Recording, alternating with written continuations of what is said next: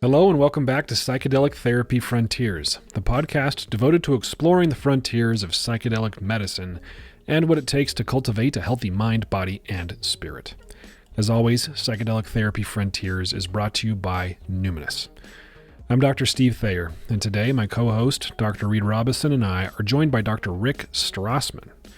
Rick is a clinical associate professor of psychiatry at the University of New Mexico School of Medicine, and who's probably most well known for his book, DMT The Spirit Molecule, a book that explores his research with DMT back in the early 1990s.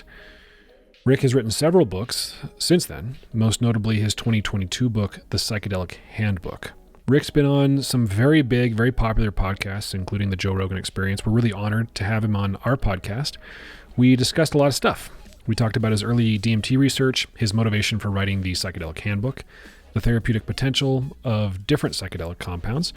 We talked about the placebo effect, different types of spiritual or mystical experiences that can be occasioned by psychedelics, the importance of set and setting, the limitations and potential dangers of psychedelic tools, how to integrate a psychedelic experience, and much, much more. Folks, if you're curious to get trained to use psychedelic tools in clinical practice, check out the psychedelic therapy training programs that Numinous has to offer. You can click on the link in the show notes or go directly to numinous.com/our-training-selection and use the code PTF10 for 10% off selected trainings. You hear Reid and I talk a lot about psychedelic clinical trials on this podcast. If you or someone you know might be interested in being a participant in one of these clinical trials, you can click on the link in the show notes or go directly to numinous.com/research to learn more about the trials we're currently running. And as always, if you'd like to support this show, you can do so by leaving us a rating or review in places like Apple Podcasts or Spotify. We really appreciate those reviews. We read all of them, and they just delight me, and I laugh, and it helps me get to sleep at night. So thank you for listening to our show, and I hope you enjoyed today's episode with Dr. Rick Strassman. Well, welcome back, everybody, to Psychedelic Therapy Frontiers. Reid and I are honored to be joined today by Dr. Rick Strassman. How you doing, Rick? Yeah, of course. We were just chatting before we hit record, and Rick's kind of a podcast veteran, and he's been on big shows. We're really grateful that he's come on our little show.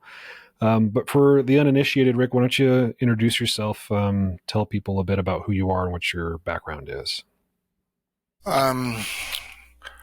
Well, I suppose the main claim to fame, or the reason I'm on the podcast, is because of the work that we did in the 90s, the early 90s, in Albuquerque at the University of New Mexico, studying DMT and psilocybin, actually, too. It was the first new American study with these compounds in humans in a generation, pretty much. But besides that, I was born and raised in LA. Went to public high schools. I went to Pomona College for a couple of years, Stanford for a couple of years. I got my MD at Albert Einstein College of Medicine. I trained in psychiatry at UC Davis. Then took another year of clinical psychopharmacology research training at UC San Diego. I was interested in looking for a biological basis of spiritual experience, which is why I went to medical school and became a psychiatrist and learned research. And I started off looking at melatonin, which not much was known about at the time, as a naturally occurring compound that could produce spiritual types of effects. So we studied melatonin. I didn't find much there, then switched into DMT. And after a 2-year process, I was able to start that study. And I wrote The Spirit Molecule as a result. It was a really, great story, the whole DMT study, and I wanted to tell it. I wrapped up my studies in 95, practiced general psychiatry for the next 13 years, Washington State and New Mexico. And since 2008, I've just been writing pretty much full time. Very cool. And Rick, I'm curious, I've heard you say in, I think, a past interview, maybe it was on a Joe Rogan interview you had, in fact, that friends, family, colleagues at the time tried to dissuade you from pursuing this line of research, psychedelics. And I'm curious there was a different time then than it is now and than it was in the 60s, of course, but what were they worried about? Did any of that come to fruition? What was it like back then? Well, the story about my friends and family dissuading me was with respect to my college plans, which were to study chemistry and get into fireworks. As a kid in high school, I made bombs and fireworks. It was really a lot of fun. And then I started college as a chemistry major, and I wanted to start my own line of fireworks. And everybody said, no, you're a smart guy. You should be a doctor. So I dropped that idea. Friends and family were quite supportive, actually, of the DMT work. The university was very cool. They said, just stay out of trouble, get grants, write papers, and we'll get behind you. So. I received, and my friends, my colleagues, psychedelic acquaintances were all quite supportive. In fact, when the DMT study began, I had a list of prospective volunteers all lined up. They were old friends or current friends. And I got the first two federal grants I applied to the first time around. Oh, wow. So the government was extremely supportive and interested in our work as well. So, I had a lot of encouragement to study DMT. Not so much fireworks, but in a way, I got the last laugh. Because instead of like explosions out there, I was studying those similar experiences internally generated. Inner explosions, huh? And that reminds me of another question that I've had for quite some time, and I think it ties into your handbook and your DMT work, is people often, I've noticed, are really hesitant to have a DMT experience more so than other psychedelics. And yet I have encountered many people where DMT, whether it's NN-DMT or in an ayahuasca tea or whatever, has been their first experience. And I'm wondering what your opinion is on if it matters what med and the dose level you enter into this world, in your opinion. Well, it comes down to the three basic things: setting, and the drug, or the dose of the drug. My simple answer is, it depends. It depends on the person, depends what they want, what they don't want, what they need, their health, their surroundings, their environment, their support, what they're interested in experiencing. So, DMT is quantitatively somewhat different because of its rapid onset and short duration, compared to ayahuasca or LSD or psilocybin. So if you've got the support, it's just hard to say. Huxley's book, which was called Aldous Huxley's book, Island, described a society where kids, as they were growing up, or individuals within this paradise-like community, as they were growing up, they would be exposed to different psychedelics, or I think different drugs, and I'm not sure if different psychedelics or different drugs, but each of the maturational stages was associated with an altered state, brought on by exogenous substances. So I suppose you would start off with alcohol or marijuana, and then cocaine or MDMA or methamphetamine, and then the slower acting compounds you can work with a little bit more. So that might be next, and DMT, 5-methoxy DMT after that, when you're really solid in your in your tripping experience.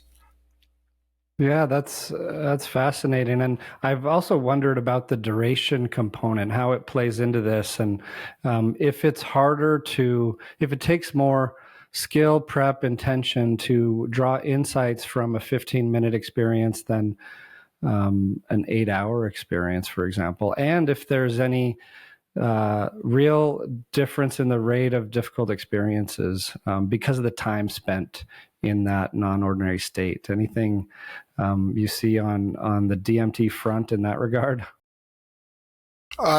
You could be, traumatized, I suppose, by a very short experience, or at some point in a long experience, or the cumulative effect of a long experience. So I think adverse effects would be, more dependent on, the set and the setting. Is the person in a state to be able to, or in a state and in a setting, the environment, in which case a short-acting compound could be used. If you don't have much time, if you only have one therapist, short-acting compounds are more practical. So there's that. Be cheaper and easier. And the whole issue of psychotherapy too. There was a study that came out of Yale a year or so ago, giving a full dose of IV DMT to people with depression, with almost no therapy. And they improved, quite a bit. Theoretically, I mean, you could treat a lot of patients with IV DMT, in the course of a day or a week or a month. So, Rick, one of the, just to zoom out a little bit and set some more context for the conversation, you wrote this book, The Psychedelic Handbook, which we were talking before we hit record, just we love so much. And it's so practical and it's like the perfect length, right? It's very accessible, I think, to the public. Lots of good, rich information in there. And so, the name of our podcast is Psychedelic Therapy Frontiers. Reid and I are both clinicians. We work in clinical trials. We think a lot about psychedelic-assisted psychotherapy. And what you just said about that DMT study had me wondering, how important do you feel like, or if it's important at all, the psychotherapeutic component of using psychedelic tools to treat mental health conditions is? I don't know what the data say, or at least your read of the data, or just maybe your personal opinion.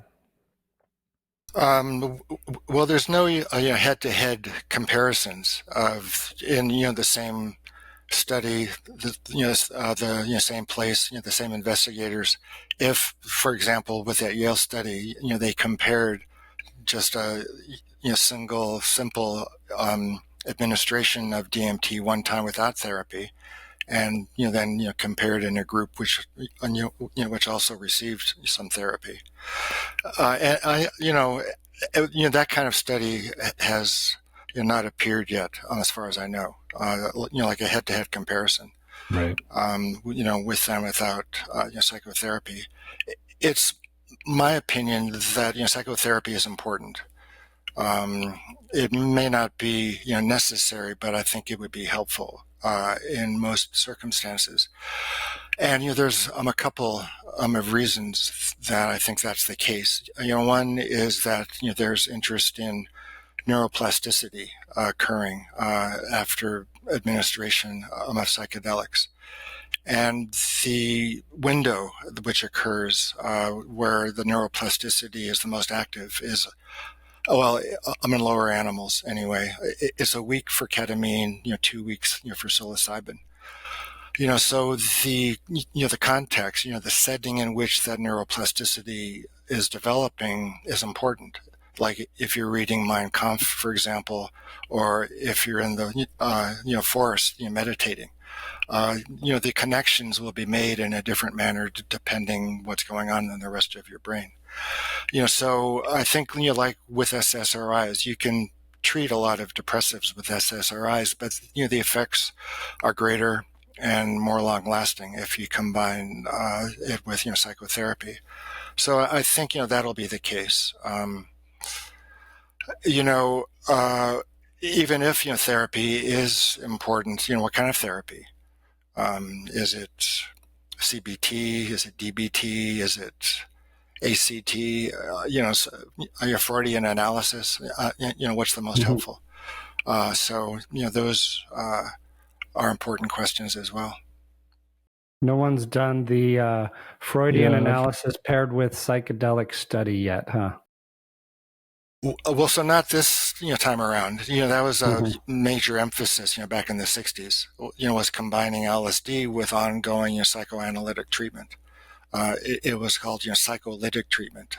And it was smaller doses, but you would take your drug, you'd lay on the couch and you free associate.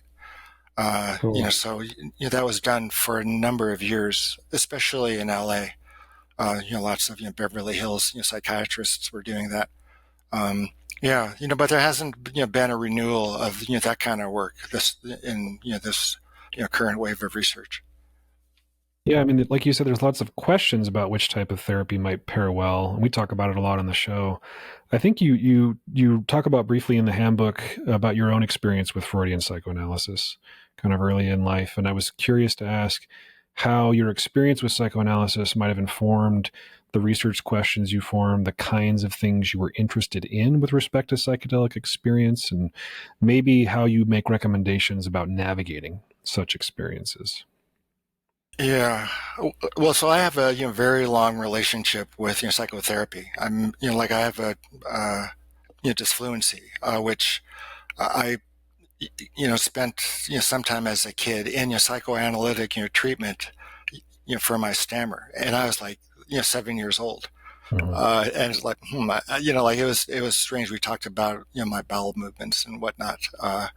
Depending on, the conceptualization using your Freudian psychology to understand, that particular symptom. Um, and I had, more therapy in high school. Um, and it was always helpful. Um, And when I went to medical school, it was at Albert Einstein College of Medicine in the Bronx. Our psychiatry department was extremely psychoanalytic. Freud and psychoanalysts all around, and I thought it was a really cool field. The psychoanalysts were cool, with their black suits and their Hmm. meticulous hair. And I thought, these guys are cool. And they would talk about stuff that I was interested in, like fairly dark stuff, in a matter of Hmm. fact way. It was very interesting. And they were always talking about their analysis. Oh, I have to run to see my analyst right now. And I thought, I want to be analyzed. That seems like the gold standard of psychotherapy. So, once I had the opportunity to, which was in my early 30s, um, I started psychoanalysis up to 5 days a week on the couch. My analyst might not say anything in the course of a 50-minute session.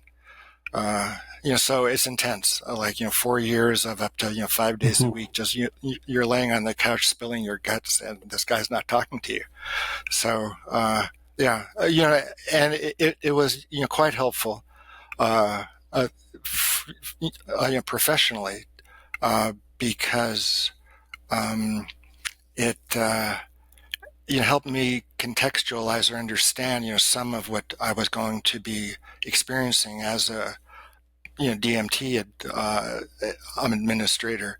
Like how regressed can you get, and what do Hmm. you do with regressed states, and how do you handle them, and can you empathize with them? So that was helpful. Um, and also my understanding of Freudian psychology uh, was helpful in understanding the development of the states themselves, like the unconscious and the preconscious and the conscious and the id and the superego and the ego. Those conceptual terms, conceptual framework was helpful in understanding what was going on. Did you go on to practice to do analytic training formally? Like, was that part of your clinical work? No, no. I saw a psychoanalytic psychotherapist as a medical student for a couple of years, and but then it was a number of years before I found an analyst in Albuquerque when I was at UNM. But it was intense, but it wasn't a training analysis, and I haven't been trained as an analyst. So I was at the other night, the local Utah Psychiatric Association event, and I was at dinner chatting with some residency colleagues, the training director, some buddies from residency. This is 14 years ago that we finished now. And we were talking about how back then we had psychoanalytic case conference. We had some really fascinating and fun, dynamic, kind of European trained psychodynamic folks, and we'd formulate cases. And we were just talking about how that's missing now, and at least in many geographic areas isn't part of the training. But I was just remembering how rich of a discussion that was. Like you said, you could talk about anything, and you did, and that was so helpful to not turn an eye to all the shadow parts of the world and weave it all in these formulations that were just fascinating to me. Yeah, it's curious, that psychoanalytic ideas aren't quite percolating up in the psychedelic realm as well. But there was a paper that came out within the last month on psychodynamic psychology and the psychedelic state. So it's beginning to be thought about again. I think it's a valuable model, both for training purposes, training psychedelic psychotherapists, and also to kind of see what those states are like yourself, and to be held securely in those states. So speaking of seeing what states like that are for yourself, I'm curious, a question often comes up on our show or when we're talking to trainees. How important do you think it is for a psychedelic guide or coach or therapist to have personal experience with altered states, or maybe even more specifically, personal experiences with the medicine tools that they're working with? What do you think? Yeah, common sense dictates that that's a good idea, but there's no evidence one way or the other. That study's never been done either. We were talking about comparing psychotherapy versus no psychotherapy. That's a fairly simple study to design, relatively speaking. And the same way, there have been no studies comparing outcome in people treated by therapists with experience as opposed to without. You would think there would be pros and cons to being experienced. One would be that you understand what the person is going through. It helps your empathy, and what it feels like to hold out your hand and everything looks kind of strange on the back of your hand. On the other hand, so to speak, you might take psychedelics and then become more solidified in your views about psychedelics themselves or the nature of reality or spiritual questions.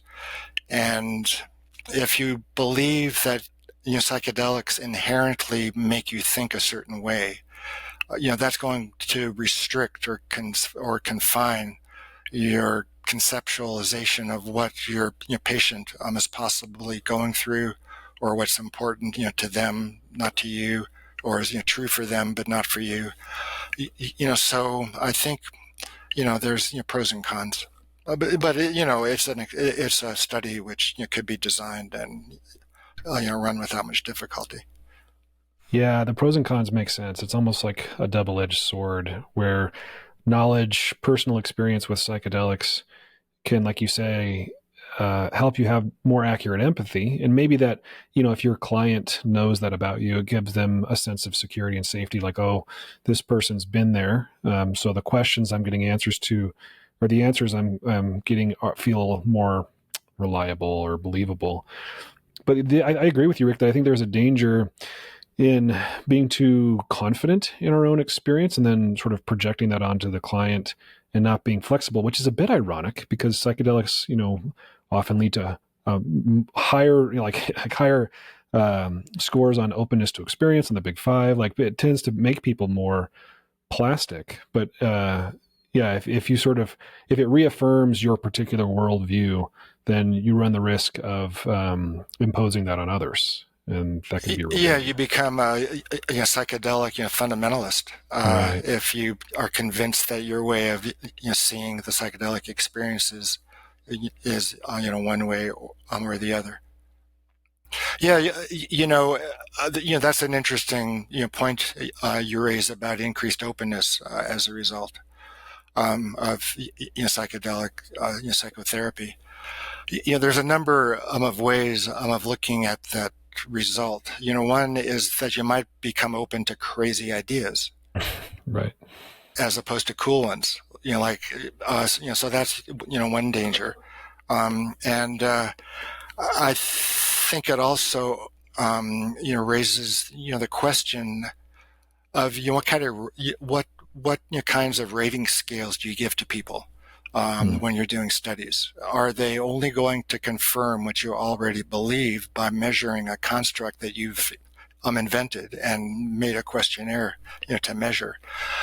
So I think a lot of psychedelic research out there is designed with a self-fulfilling prophecy framework. You believe psychedelics do a certain thing, you develop a rating scale for that thing, and then you demonstrate that scores on that scale are high. That I think is part of the problem with a lot of the rating scales out there.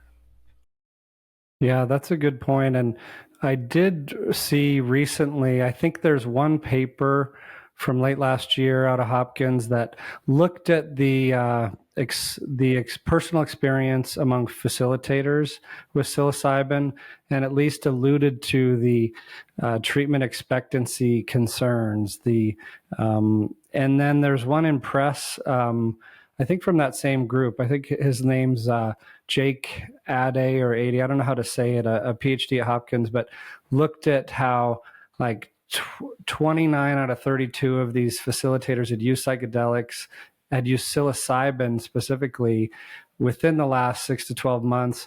And their views of it being substantially more effective than placebo were a lot higher than you would see among those who didn't. And then this theory, it's not well described, like you said, well studied yet, but certainly raising a concern in the clinical trial work around the challenges we have with masking the hype and what that does to potentially alter effect sizes. Well, by masking, do you mean placebo effects or a placebo how drug? How hard it is to really blind a trial. So the facilitators will know. Yeah. Oh yeah. 99% of the time the facilitator, or close anyway. That's an important question, and I think there's a simple solution, but I could be completely off base. The simple solution is forget about a placebo condition. Just compare the treatment with a psychedelic and the treatment without a psychedelic. Yeah, or waitlist controls, or waitlist controls.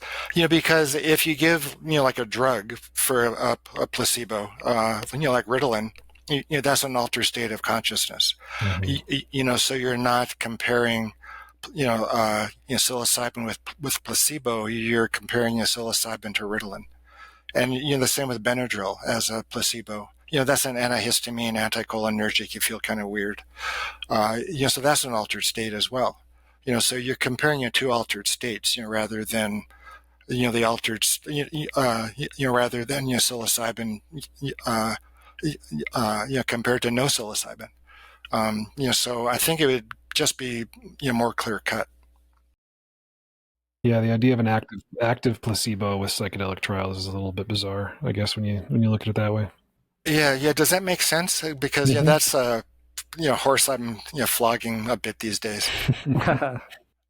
Yeah, it totally does. And there are so many issues there. Like when MAPS started their MDMA studies, per the IRB and FDA recommendations, they had a little tiny dose as their active placebo, but people got worse in that group than they did with just the placebo because of the overactivation without fear reduction or whatever the mechanism is. But if only the FDA would go for what you're talking about in terms of the bar needed to get these things out there. Because, yeah, I agree with you. This, as a clinical trialist, this whole field is bringing up so many interesting questions and challenges of how to do these studies in the right way and how to measure things. Yeah, when you're designing studies, does the FDA require a placebo control of a drug or a low dose of the study drug?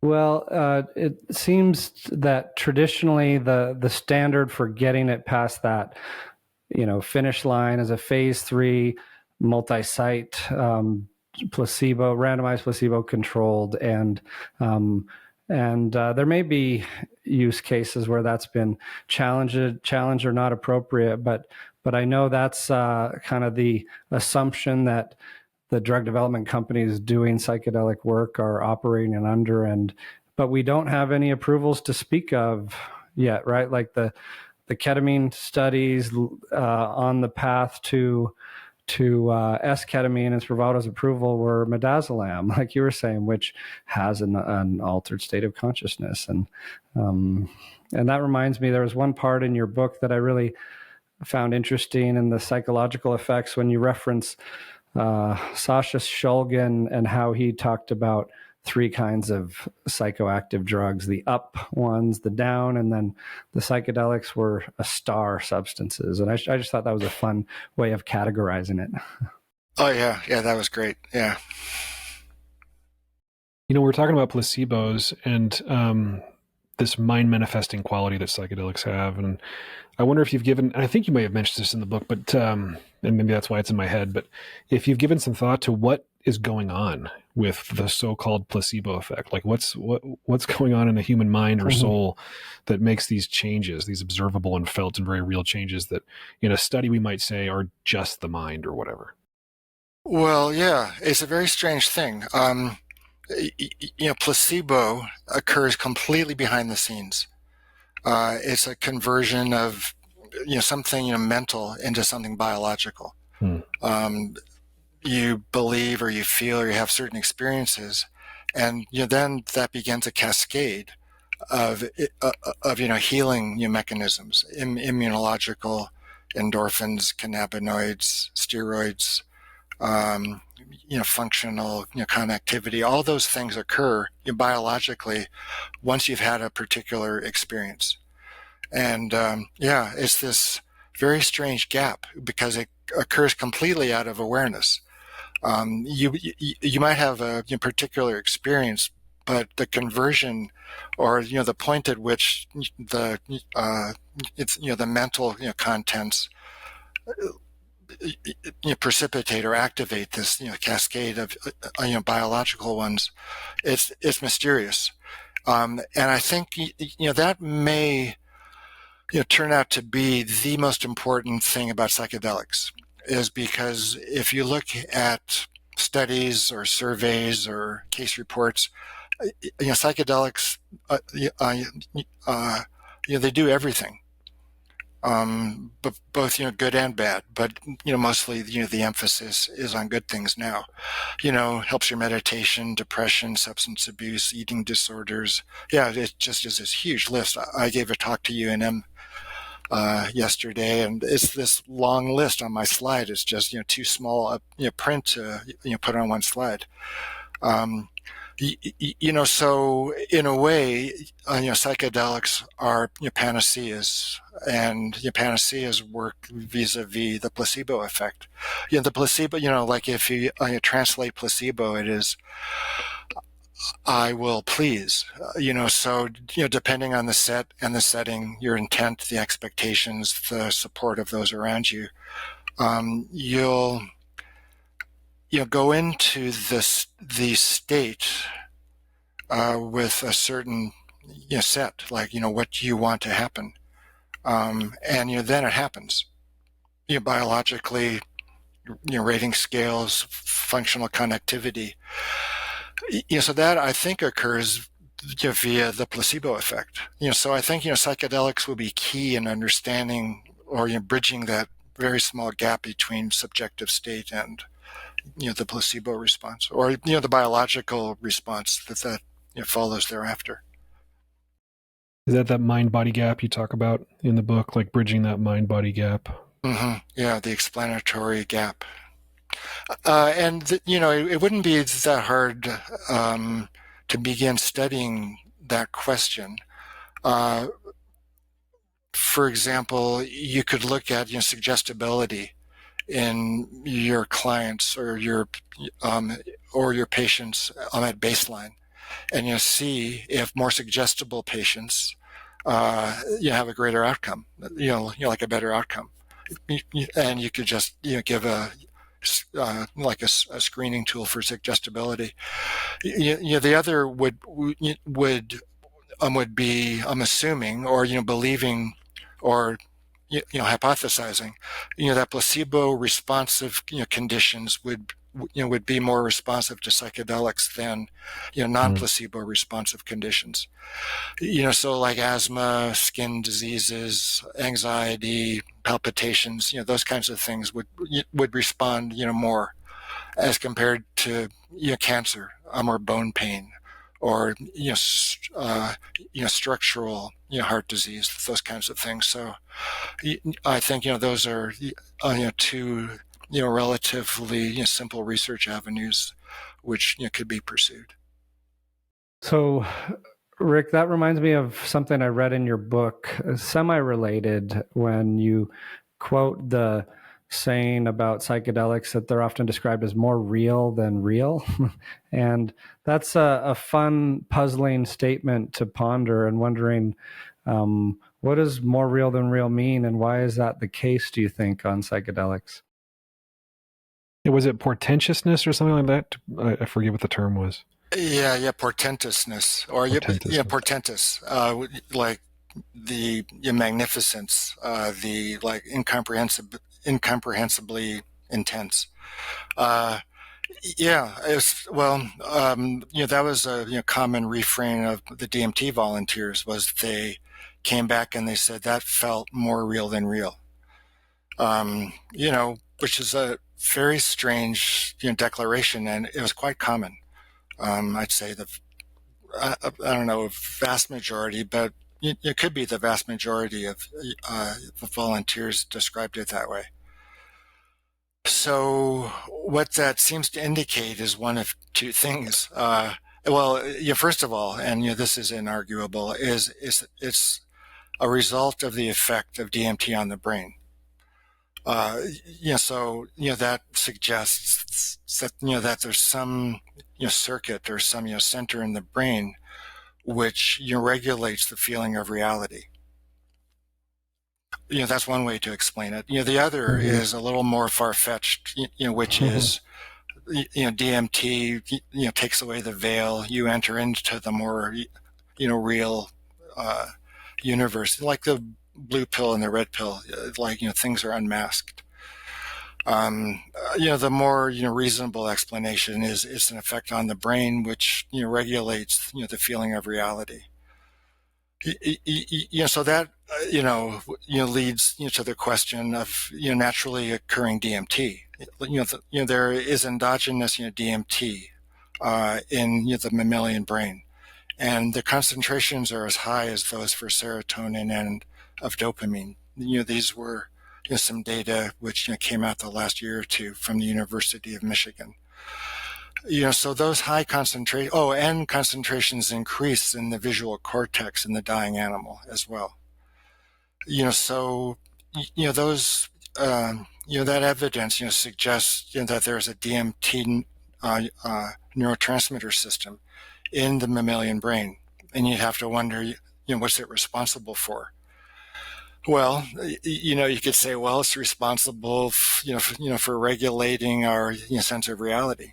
If increases occur for whatever reason things become psychedelic, which could lead to psychosis if you're not prepared, or if the levels are quite low, things are depressing, flat.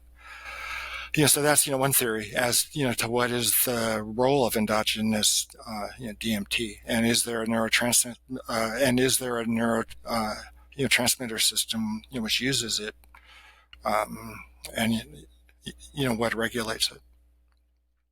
Yeah, that makes sense. And what you said, you mentioned psychosis, and that's another thing that stood out to me in the book. Is I think you said something that I really liked. The drugs themselves don't produce psychosis any more than they produce spiritual experience. They simply interact with the mind of the person taking them. And like I think that's really well put, and wonder if you can expand on a little on how those states arise, like that paper about psilocybin occasioning mystical experiences is a nice term, or what you've described in your DMT studies, and also what happens sometimes when things go badly and psychosis arises.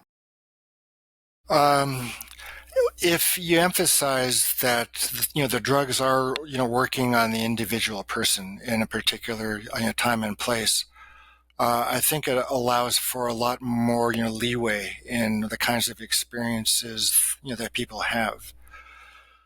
So but on the other hand, if you believe that the drugs have an invariant effect, they're entheogenic, for example, or they're psychotomimetic, then you're kind of expecting certain things to happen. You convey that to the person that you're with. So I think to emphasize the role of a set and setting, it reduces the tendency to attribute inherent properties to the drugs themselves, other than just amplifying what's already there.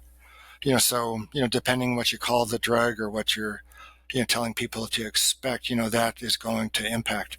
Like for example, there was a DMT study came out of Germany, I think 2005, and normal volunteers, but the model was the psychotomimetic model.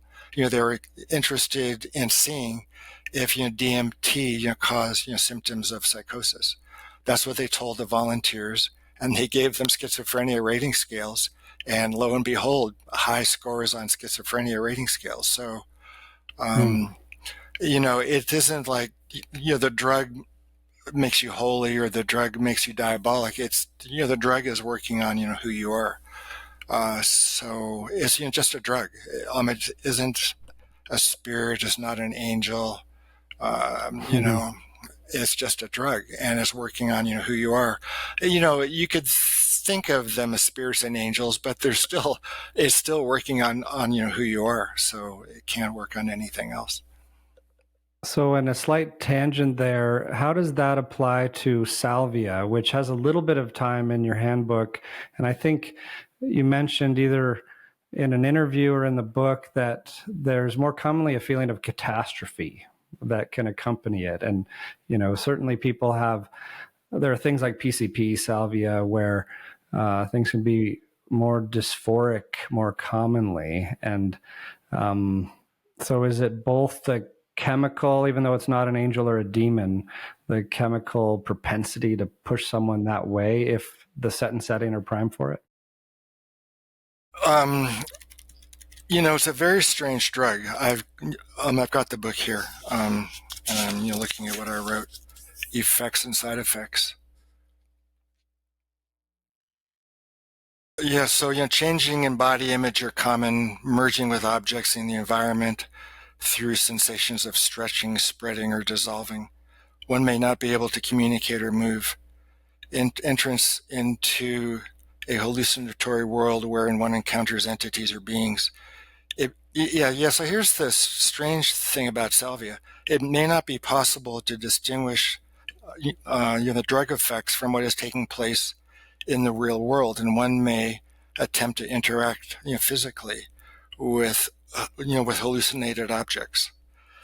So that isn't typical of the classical compounds like LSD, psilocybin, DMT. You've taken a drug. And with salvia, you kind of are not sure, and it's like I smoked too much salvia when it first was discovered to be smokable, and I smoked it, and then things in the room started changing in a really bad way, and like I was not like having visual effects like visions, eyes closed, the DMT like content. It was that's this big hole opened up in my ceiling, and this 40-foot man with brown pants and a brown bowler cap looked down at me and said, "It's time to go now." And I start dissolving into his pants, and my wife is sitting there, and I'm looking over at her, and I'm looking out the window, and it's like, what is going on? Is this really happening? And it was really happening, and I was just terrified. And thankfully things are going well in the marriage, and she just sat there quietly, and you called my friend and said, what do I do? So but there are people that really like salvia, and it isn't dysphoric at all. I think it's kind of like ketamine. Some people just love ketamine, and others just don't like it at all. So I think with salvia, this is like, this isn't a formal study, but it seems like those who like ketamine also like salvia. And it's been studied. I'm not sure if it's being studied as a psychotherapeutic agent or not. You may know more about that. But user beware. It's a very strange kind of substance. These individual differences fascinate me so much because the Western medical approach to so-called mental illness wants it to be clear and discrete, right? We want there to be an identified mental illness that we treat with a particular treatment, and it resolves it like you might resolve a bacterial infection with antibiotics. But the human mind is much more interesting than that. And I think psychedelics, as much as they are ways to treat or heal or the mind, are also ways to explore human consciousness. When I hear you describing the salvia experience, and then making the point that for some people that medicine works really, really well and others don't, and I hear you talking about the sensitivity to mindset and to setting that these psychedelic experiences have, it's no wonder we have a hard time studying them with sort of the standard empirical scientific method. Well, so why do you say that? I think that they can be studied. Yeah, I don't think it's impossible. I think it's just probably, I think I say that because it seems harder to operationalize certain variables in psychology generally than it would be in physics or chemistry. Like it's hard to say this is what we think love is or self-love is, and we're going to measure it with these tools. And these tools are usually self-report questionnaires or something like that. So that makes replication difficult. People talk about the replication crisis in mental health research. But also, like I said, just the individual differences. You give ketamine to somebody who's been diagnosed with major depressive disorder. You do your best to control for setting, and for the model use the therapists use to support the person. And person A and person B can have wildly different experiences. Yeah, that extends even to reports that I get periodically from people who describe no effect from smoking DMT, or no effect from a big dose of LSD. And I've always been curious about that. One of our volunteers was a person like that. We gave him a full dose of DMT, and he looked around and said, "Well, have you given me the injection yet?" Wow. There was no change in his mind, and there was no increase in his blood pressure either, which was usually an indication of the intensity of the subjective effect. And I think we're starting to understand that in terms of polymorphisms within the serotonin 2A receptor, with very, very small mutations which have no effect most of the time result in a lack of sensitivity to psychedelics. And I've written Brian Roth at UNC in North Carolina, because he's the one that's doing the most interesting work along these lines. And asked him, could you look at blood samples from these people who write me occasionally. So maybe at some point we'll have a better understanding, at least with respect to inter-individual differences in response to psychedelics. Yeah, we see that in clinic with ketamine. We see it in psychedelic studies to a certain extent, even though we're all supposed to be blinded. And, we certainly hear it from a lot of people's reports coming up at a conference and saying, I took 5 grams of psilocybin or magic mushrooms and didn't feel anything. And then I took more and more. And besides the receptor kind of variability, do you think there are other things going on, like the walls of resistance, the narrative of I don't feel anything? I guess that's one question. And then I'm also curious on the perspective you hear, like in Ram Dass talks about when he gave LSD to his guru, and his guru was beyond LSD, and right. Those kind of ideas. Yeah. Yeah. Well, the first, I believed that story, or I was impressed by that story, and was, that was one of the implicit questions, that I brought to bear on the research. Was, are the more enlightened people in the study going to be, less responsive to DMT because, they're already producing DMT, and their responsiveness, to outside administration would be less. But the guy that had, zero response was completely ordinary in a good way. I mean, he worked full time, he swam, he had a lot of friends, went out drinking, never meditated a day in his life. So there went that theory. I think it's more of a Yeah. biological polymorphism than anything spiritual. Although we used to tease him and say, "Oh, you're enlightened, but you don't know it." But it didn't really make a difference.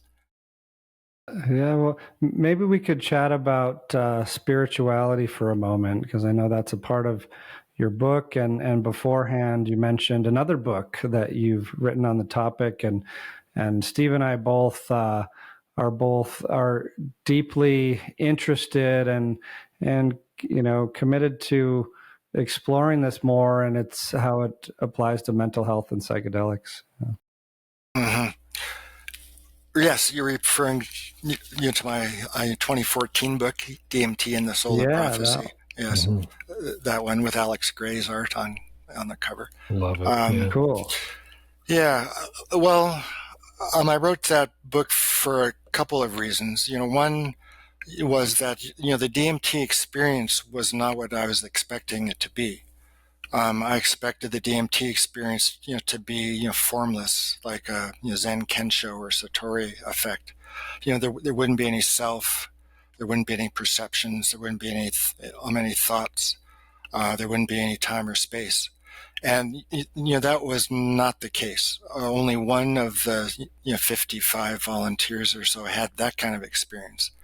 And it was, somebody, that was a religious studies major in college and had been studying, mystical unitive, consciousness his whole life, and was hoping that, he would have that kind of experience in the study. And, he was the only, one who did. Everybody else's experiences were interactive and relational. but still they felt more real than real, that they had a spiritual quality about them. So when I started to, when I began to look at other models for, for spirituality that describe states, similar, to the DMT one, I thought, that would be interesting to explore.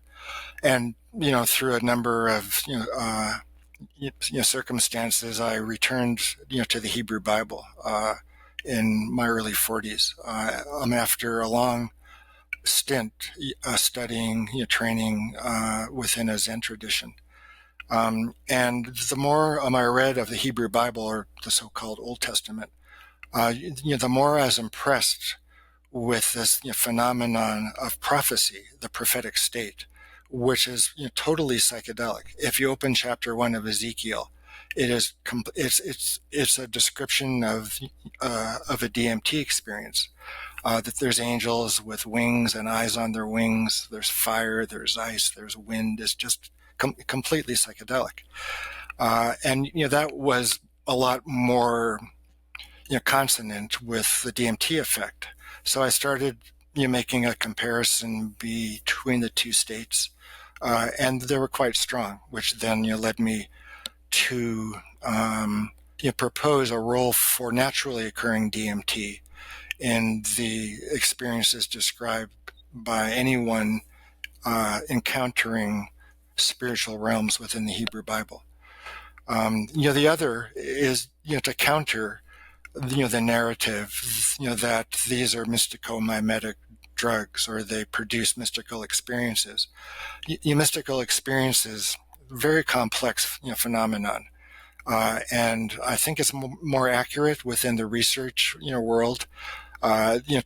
Instead of saying that they had mystical experiences, I think it would be more truthful to say high scores on the mystical experience questionnaire, which are completely different phenomena, and the kinds of qualities of the unitive mystical state are not what most people have when they trip, and so using a Buddhist model, let's say, or a New Age kind of model for unitive mystical experiences would not be all that useful for most of what occurs when most of us trip.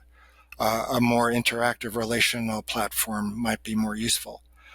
So that kind of was where I took the thinking was that there's alternative spiritual views to the counter to the prevailing one.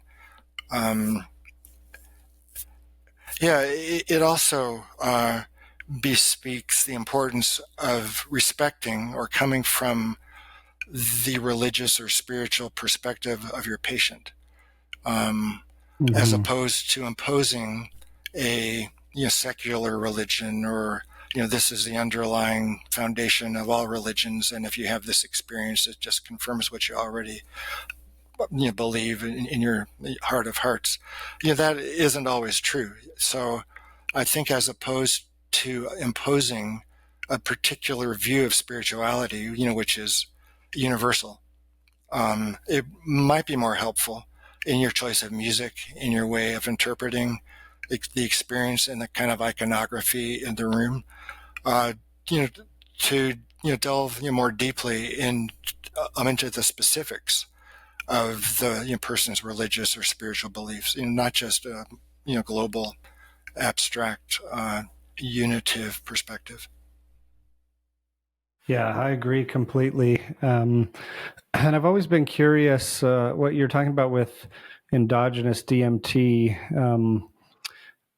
One theory I've seen from older studies, not even the psychedelic literature, like the serotonin receptor binding activity that's so variable among humans, correlates with, in some studies, hard to study, albeit some studies, correlates with the ability to have a spiritual experience or spiritual zeal, if you will. And wondering how you make sense of the mechanism across psychedelics versus other spiritual states versus ketamine, perhaps?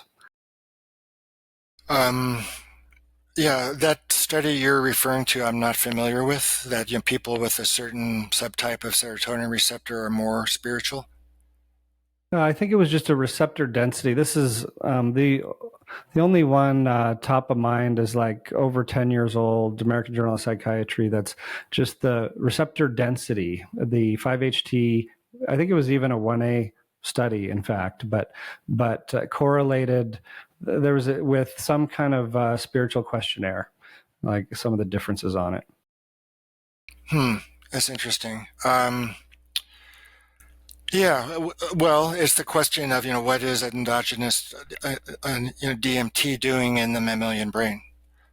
So it could be involved with spirituality if you are prone to spiritual kinds of issues.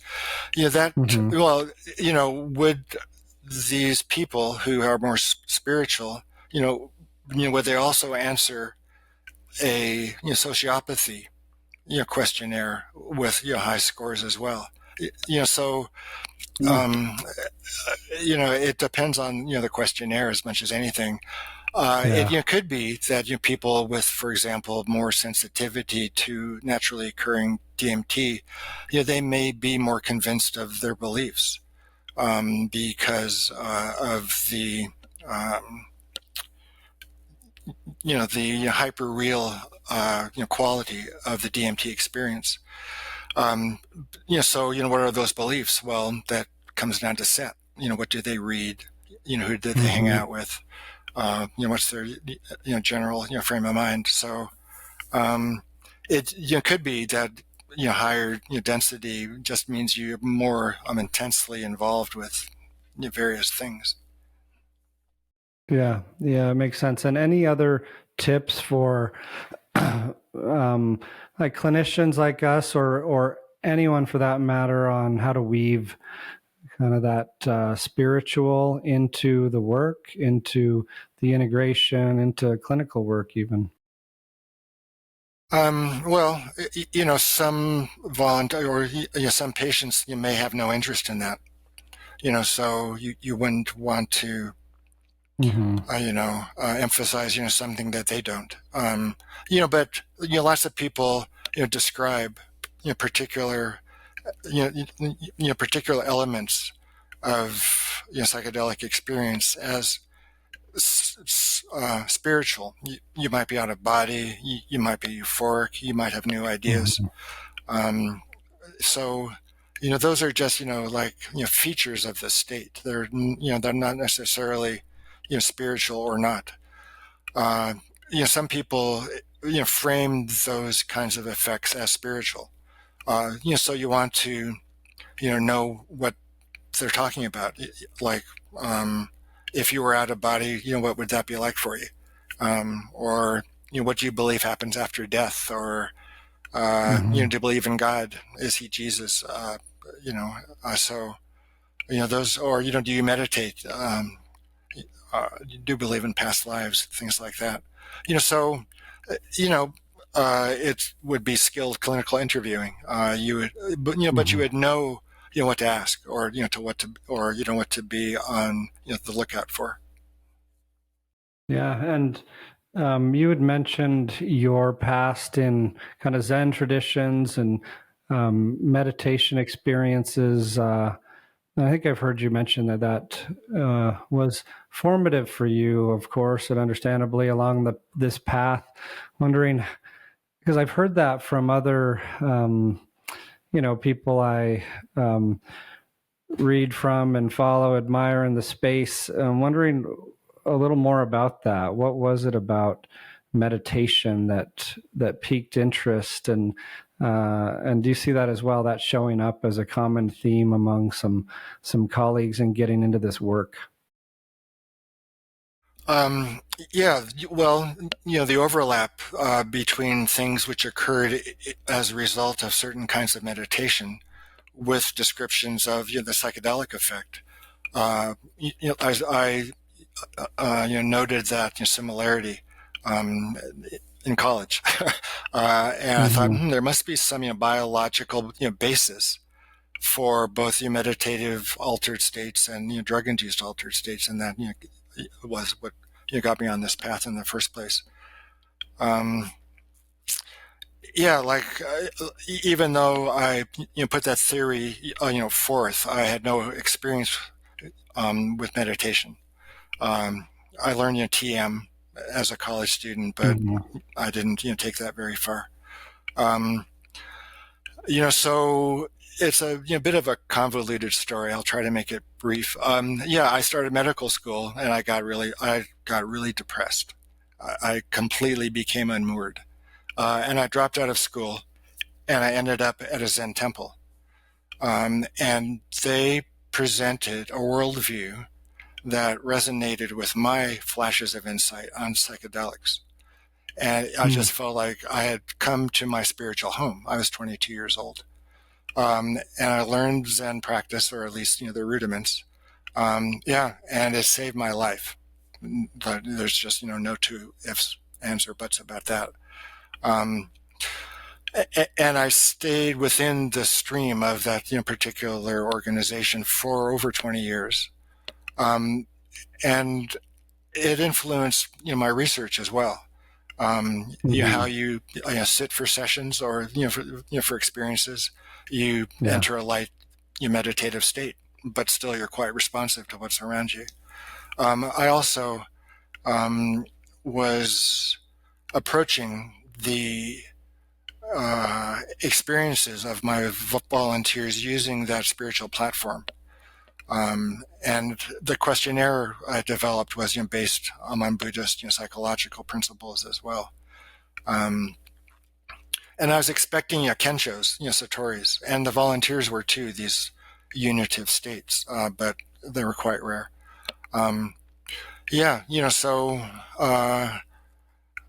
The work on the DMT book coincided with my ending the relationship with this Zen community, and it was over the question of psychedelics. Could psychedelics inform somehow or another Buddhist practice? And that kind of severed our ties. Yeah, very, very interesting. And go ahead, Steve. I think you might have been ready to chime in. I lost my train of thought. Well, it's okay. I was going to lead a train down a different track because I'm curious, Rick, as somebody who started the DMT research so long ago and who's had an eye on, the growing psychedelic industry. You write this Psychedelic Handbook. What do you think about the way psychedelics are being studied, about the companies that are being formed around psychedelic medicine, around public opinion? I would love to just your wise worldview here, given the time that you've been in doing this work. Yeah. Well, if the truth be told, one of my spurs, or one of the spurs, for writing the handbook, was Michael Pollan's book. It's taken as gospel by somebody without the background that I've got, and I thought, let's get real. Let's discuss these drugs, pros, cons, their biology, adverse effects, side effects, the history, the perspective. So, it's interesting. If you, there was that, airline pilot who took, psilocybin, 2 days before trying to crash a plane. He was completely dissociated. So I think that those kinds of, rosy, narratives are going to start to bump up against, the results of what they've been proposing, which is to increase, the accessibility. So more people are going to be taking more drugs or more, psychedelics, to experience a mystical state, for their depression to remit, to stop drinking, and there's going to be some catastrophes. So I was interested in a more, grounded, presentation of the material.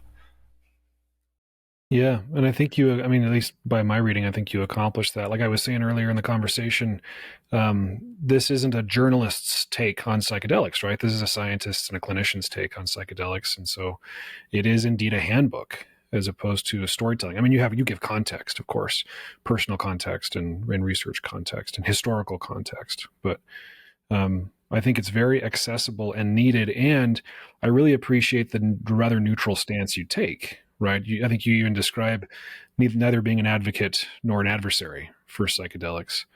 Yeah. The goal of the book was to educate, rather than to advocate or rail against. And so, speaking of education, if you had to design a training program for fledgling psychedelic therapists, what kinds of things would you want to put into such a program?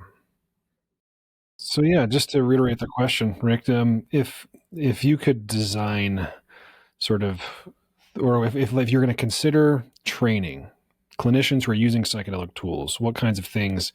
I mean, you've got a handbook, right? Maybe they read the handbook, but like what kind of things do you think are top priority that maybe the general listener who's familiar with psychedelics or as a therapist might not be obvious to them? Well, I think you want to train people to be good psychotherapists. Yeah. And especially when it comes to like deep work, like, regressed states. So that I think is the most important. Um, the more practical element. Theoretically, I mean, you could teach whatever you wanted. I guess the psychology, the pharmacology, the religious use, the indigenous use, things like that. But ultimately, I think if there's going to be an effective training, they need to be good psychotherapists. Working at a deep level. Yeah. Yeah, that makes sense. In fact, I often say the exact same thing when people ask me that question. And of course, like you emphasized earlier in the conversation, education about set and setting and the different drugs and dosages and all that stuff maybe goes without saying. But yeah, I think that there's a lot of excitement around psychedelic tools and their possibility to help people with mental health conditions. And if MDMA gets FDA approved, I think there's going to be a lot of interest and demand. And Well, probably one not enough. interesting part, that's what everybody's emphasizing, FDA approved. Sure. Yeah. But what about the DEA? Mhm. Still Schedule 1 drug. Yeah, aren't there some provisions in place where it gets automatically rescheduled? And maybe that's by state. I don't remember. I hadn't heard that. It might be true, which would be easy. FDA approves it and it gets rescheduled. Yeah, I just don't know. My understanding, or what I think is going on, is it's still Schedule 1, and it will remain Schedule 1 unless the DEA changes its mind. Yeah, I think there are a few states who've put legislation in place just in anticipation of this. And again, I could be wrong. A simple Google would solve our problem here, but yeah, that's very clever. Yeah, interesting. yeah, where it's automatically gets rescheduled if the FDA approves it as a treatment. Yeah, and there's legal marijuana all around the country, and there's legal psilocybin. So the DA is not like stepping in and enforcing anything. Low law enforcement priority at the state level, that is. Mm-hmm. Mm-hmm. So another question I had, and maybe heading towards winding down, even though we would love to pick your brain on this stuff forever, is in your book, the handbook. I love how you talk about preparation. And we like to look at and really focus that. But you break it down into long-term and short-term prep and intentions. And I guess my question is around this saying, I think that's from Alan Watts: when you get the message, hang up the phone. Or how do you know when to go seek out these substances, when to stop going back, when is enough enough? How do you view it in terms of the work towards being better humans? Well, I think you need to have some kind of benchmark, and that you're working with. Like, am I approaching or am I receding, from my aspirations? Like how you would like your life to be, and that could be within the context of ongoing psychotherapy, which I think is better, than spiritual kind of tradition, although that can be quite helpful too. Science slash psychotherapy isn't quite the same as religion itself, which is more interested in maintaining the doctrine as opposed to changing the doctrine. Um, so some kind of benchmark. That's when you might start. That might be when you stop. We were talking about psychoanalysis. So I entered psychoanalysis after I had been a member of a psychedelic study group for a number of years, and I was having the same trip no matter what substance that we were trying, and Hmm. it was just the same trip. It started to get old, and it wasn't really cracking at all. So that's when I started psychoanalysis. Actually, it was I'm done taking psychedelics because I think I can work on this material better psychotherapeutically. Uh, Alan Watson, that if you've seen, or if you've opened the door, just walk through it and close it behind you. I don't think that's the case most of the time. Like, I smoked DMT, really only once, and for me that adage was true. Like, I was really impressed, and have been pursuing it since. Um, but I think there are other times that you do want to either revisit that space and look at your life from that perspective, or you have a problem that you need solving. Um, so I think for most of us, most of the time, one experience won't do it. Yeah, yeah, that makes sense. And kind of a related question is, do you feel like early psychedelic experiences, say your first or second trip ever, are those more potentially profound, transformative as like maybe this term way showers than your 100th trip? Or have you seen that in people of them becoming less useful due to some kind of repetition? What's that term? Well, psychedelics has way showers. Like they show you the path, then you just got to get on it and do the work. Way And you might showers. go Well, back and it might show you the path again. And that might just keep showing up in theory until you do the work. well, like I was, thinking about that term, way showers, and I kind of spaced out the other part of your question. Could you go back? Yeah, do early experiences seem to be more profound and potentially transformative than like frequent repetitive ones? Yeah. Well, clearly the first time you take enough of whatever is the first time. It's quite novel. It's very novel. Uh, and I think you're imprinted in a way. Like, if your first experience was completely awesome, uh, you'll be more Hmm. inclined to get more out of future experiences. So the baseline, the first, like, the first time, could be the best, or the most important. I think the first time's probably the most important. If it's great, then it leads you in one direction. If it's bad, it kind of leads you in another. Um, but clearly they're the most novel, the first time or two. Um, there's compulsive use of anything. There's compulsive use of ketamine and of psychedelics in general. Hmm. You find methoxy is interesting that way. I've known two, well, one psychiatrist, one psychologist who like once they started smoking a 5-methoxy DMT, they just smoked it over and over and over again. They just, wanted to, go back into the white light. So you can abuse and use, psychedelics compulsively. But I think, like it's been years. Well, not years. It has been years. It's been years since I've taken anything. It's usually just a medium ayahuasca dose. So I had my huge experiences back in my 20s and 30s. But after a while, you have other things you'd rather do. You'd rather hike, or you'd rather hang out, or you just don't feel like it. So I think set and setting, how your life is progressing. Yeah, I like that. Having a problem may arise, or a question that brings you there, or like you talk about in your book, clarifying intention, I think is maybe an important way to summarize it.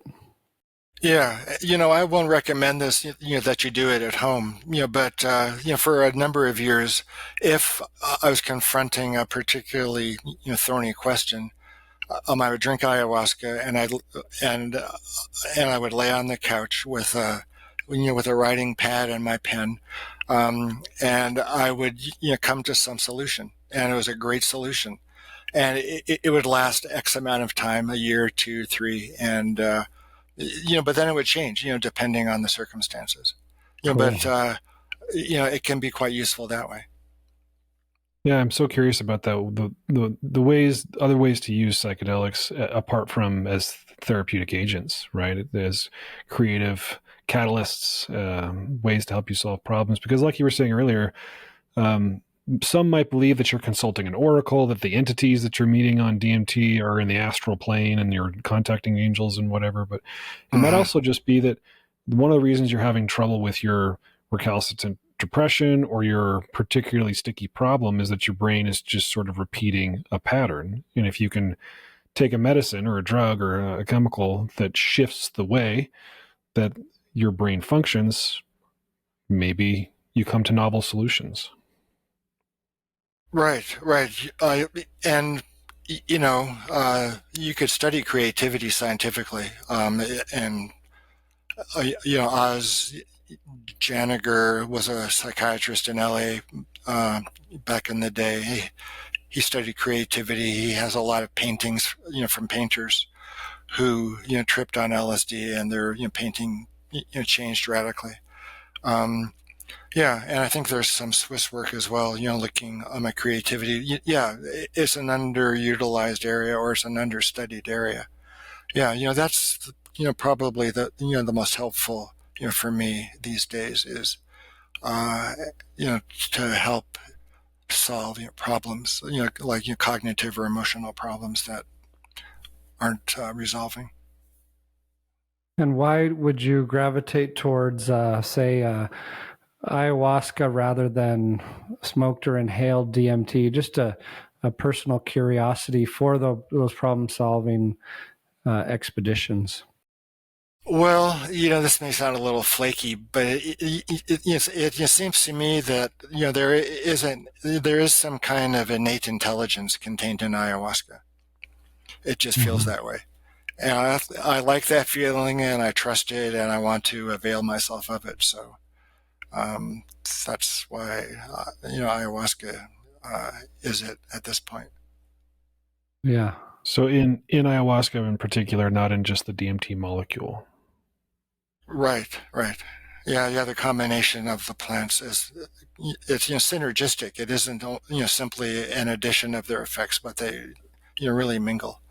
There's the physical part and the emotional part and the perceptual part. They're all quite powerful.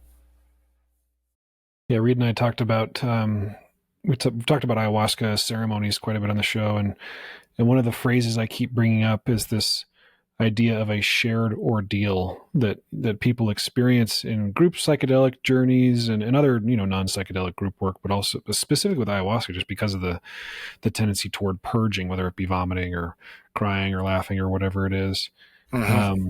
And that's really not as on the menu quite as much with smoked or vaporized DMT. Yeah. Well, the duration is much longer. Yeah, and there's purging. The group ordeal. Yeah, it's like being one of the Hebrews who just escaped Egypt and wandering in the wilderness 40 years. It's a group ordeal. Your solidarity is enhanced, and you really feel like you're part of something that everyone shares. Mm-hmm. Mm-hmm. Well, Reid, any other questions for Rick before we let him go?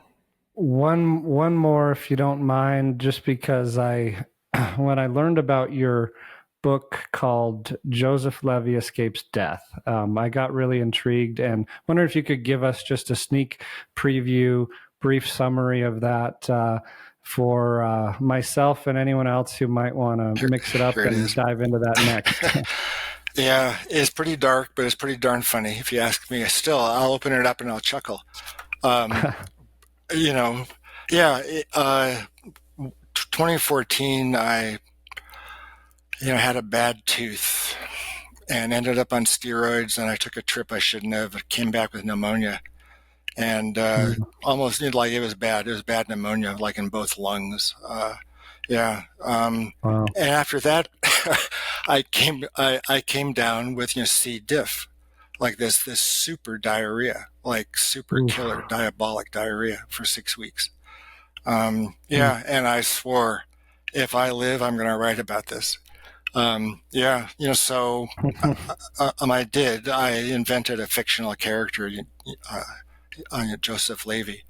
And everything which occurs, to that character occurred to me, and everything which that character, thought I thought. But still, it's a caricature of me. Hopefully, I'm a nicer guy. It's really snarky, but I just went for it. I figured it's a story I'll tell, and I'll tell it from that perspective. Very cool. What's been the reception like to writing that? Oh, some people hate it. They really think I'm like a racist and a misogynist and all that. So, but most people like it. It's a bit Bukowski-like. Like I went through a phase in my 30s. I just devoured Bukowski's writings. And I've always kind of kept that in the back of my mind as a it's like Woody Allen meets Bukowski. It's kind of dark but funny too. We've piqued my interest. Sarcastic, sardonic, dark sense of humor is I love it. In spades. Yeah. And this current book which I submitted a couple of weeks ago is called Altered States, and it's a collection of my own experiences or experiences which I had as an adult which related to my childhood or growing up time. So where was this going? I'm taking a lot more balanced approach. It's like me talking as opposed to Joseph Levy. And it consists of accounts on alcohol, cannabis, LSD. It's self-disclosing, and it's kind of funny, but I have like a comment section at the end of most of the chapters, and I approach the material like a case narrative, and talk about pharmacology, spirituality, Freudian psychology, what have you. So it's educational as well, or at least I hope so. I think there's a huge appetite for content like that from people like you who have a reputation of being pioneers in the field. I think people, especially the people that listen to this podcast, are deeply curious about personal experiences with psychedelics. Reid and I get that feedback often. The little bit that we've shared about our own experiences, people kind of gobble up. So I hope that book is met with wide open arms. Yeah. Well, I felt kind of bad about, Joseph Levy. Like I was about to pull the plug the night of it's being, published. I said, I Mm. just can't expose myself like that. But, like I wrote the book, was happy with it. Um, yeah, so, this is, more of a clinical approach. I'm a lot more even-handed, Mhm. because, that part of my life's over. Yeah. Yeah, and I think that oftentimes the more of ourselves, our sort of our authentic selves we are willing to be, inevitably the more polarizing that becomes, right? When we're Oh yeah, there's some pretty dark scenes in this new book. Oh gosh, share. I'm not sure if I want to share. Well, it'll be out for. I'll here. I'll. How does this This work? is from Altered States, the one you're working on. Yeah, it's illustrated. The gal who did the cover, for Mhm. Joseph Levy, Hmm. is providing illustrations for every chapter. Oh, And cool. some of them are just some pretty dark experiences, and she Mhm. does a great job. Marilee Chalice in Birmingham, Alabama. Oh, I'm excited, Rick. Where should people go if they want to learn more about you? I think your website's just rickstrassman.com, yeah? Yeah, rickstrassman.com. Facebook. I don't have an Instagram or anything, so yeah, Facebook Good is for you. it. Well, let me show you my phone. Yeah, it's like a flip phone. I spend so Hey, there much you go. time. I spent Cool. so much time well, so these are hard to find. Hmm. Yeah, and it's 4G. I had to retire my 3G one. Um, Facebook I'm not on very often.